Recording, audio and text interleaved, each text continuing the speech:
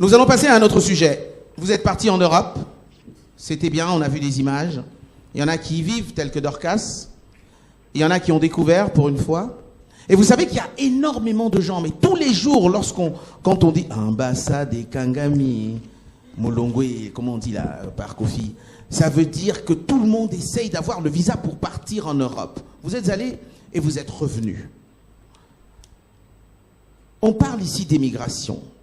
Est-ce que vous pensez que c'est justifié pour une jeune dame qui a 18, 20, 24 ans, qui étudie à l'UPC, qui a des parents avec des moyens limités, qu'il est justifié pour elle qu'elle décide, qu'elle se batte, qu'elle fasse n'importe quoi pour partir vivre en Europe? Qui commence?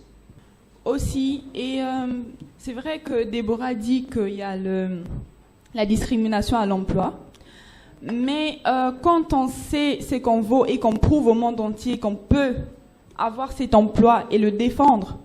Moi, par exemple, je connais beaucoup d'Africains, de Noirs congolais même, qui ont des grands postes dans des grandes entreprises. En France? Oui, en France. Et je dirais aussi que sans la mondialisation, nous n'en serons rien. Je ne vois pas pourquoi les Congolais débattent sur le sujet que certaines veulent quitter le pays pour aller ailleurs, en sachant en plus qu'il y a des parents français qui envoient leurs enfants à étudier à l'étranger. Que ce soit en Amérique, en Asie ou en Afrique, il y en a qui le font. Et il y a beaucoup de blancs français ou américains qui sont au Congo. Donc il faut qu'il y ait la mondialisation pour que nous évoluions. Mais dans ce cas-là, tu ne penses pas que dans le cas de la mondialisation, comme tu dis, est-ce que tu penses que nos universités n'ont rien à donner pour que tout le temps nos enfants partent ailleurs? Non, je dis pas ça parce que aujourd'hui, toutes les personnes qui ont étudié, la majorité des gens qui ont étudié au Congo et qui détiennent des grands postes, la majorité des gens qui détiennent des grands postes ont étudié au Congo. Je dis juste que, comme Anado a dit, il y a des grandes universités à l'étranger. Comme en France, certains parents préfèrent envoyer leurs enfants à Harvard parce qu'ils savent qu'il y a beaucoup plus d'opportunités là-bas. Donc, moi, je suis en train de t'expliquer que je j'aimerais voir ces opportunités dans mon pays. Donc, pour que ces opportunités viennent dans mon pays, il faut que nous restions pour le construire tel qu'ils ont construit pour leur pays. Exactement. Pour que ces opportunités arrivent au Congo, on doit se cultiver, avoir une autre culture, c'est-à-dire voyager dans le monde, voir comment ça se passe et essayer de changer les choses ici. Je te donne l'exemple de la Chine. Ils n'ont pas eu besoin de voyager ailleurs pour faire de la Chine. Je te contredis, les Chinois sont partout dans le monde, dans tous les villages. Sur les Champs-Élysées, on les voit beaucoup. Beaucoup. Et au Congo même. Je parle de la construction de la Chine. La Chine d'aujourd'hui, où tout le monde veut aller, bien sûr, a été construite par les Chinois et seulement par le Chinois, ma chère. Parce que les Chinois ont valorisé la technologie chinoise. C'est ça que je demande. Si... Déborah, tu es prête à valoriser la technologie congolaise? Je suis prête. Nous te suivrons. Made in RDC.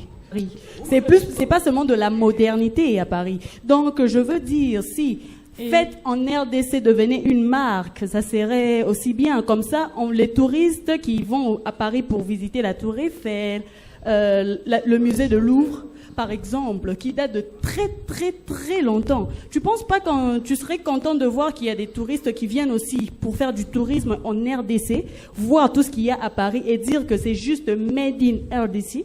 Tu penses pas? Je pense qu'on avait fini cette conversation, mais je vais te répondre. Je dirais, depuis des siècles, Paris construit sa ville. Parce que nous tous, nous le savons, c'est pas un sujet tabou, que l'homme blanc est plus intelligent que l'homme noir. Dans le sens où Alors là, j'aimerais quand même qu'on prenne une petite pause. Non, je ne suis vraiment J'aimerais qu'on prenne une petite pause. Dans le sens où ils s'orientent, ils lisent, ils font tout pour développer leur pays. Ce que nous ne faisons pas encore. C'est ce que je t'ai dit tout à l'heure. C'est ce que je t'ai dit tout à l'heure. Si tu développes le pays, nous te suivrons, madame. Et moi aussi, je pense développer le pays de ma façon. Donc, je ne vois pas pourquoi est-ce qu'on a cette Mboka ya Banka, ça veut dire la terre de tes ancêtres. La Terre, tu peux pas dire que l'homme blanc est plus intelligent que l'homme noir. Parce que avant Diego Kaoki a découvert l'embouchure du fleuve Congo, il y a eu quelqu'un qui est passé par là, qui a vu ça avant lui. C'est seulement parce que le blanc aime prendre de l'avance sur tout, ils sont juste... Dorcas, s'il te plaît. Raison pour laquelle ils sont plus risés que nous. Raison pour laquelle ils sont plus risés que nous. Déborah, C'est ce que je t'ai dit tout à l'heure. Parle de malice, ne parle pas d'intelligence. Non, allez, un peu d'ordre.